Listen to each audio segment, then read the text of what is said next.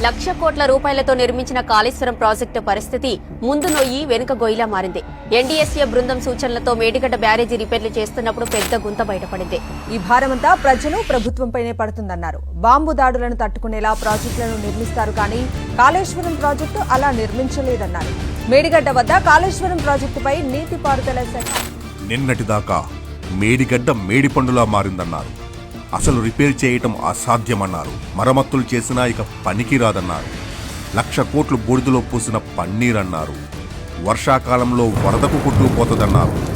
Annaram barrage కూడా కూలిపోతుందన్నారు. నేడు మాత్రం మేడిగడ్డ మరమ్మతులు పూర్తి అంటున్నారు.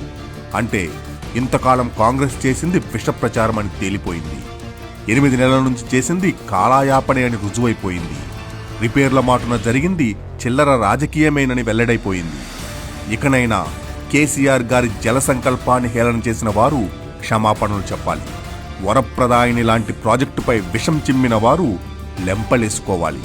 కల్పతరువు లాంటి ప్రాజెక్టుపై కుట్రలు చేసిన వారు తప్పు ఒప్పుకోవాలి. తెలంగాణకే తలమానికమైన ప్రాజెక్టును తప్పుపట్టిన వారు ముక్కు నేలకు రాయాలి. జై తెలంగాణ, జై కాళేశ్వరం.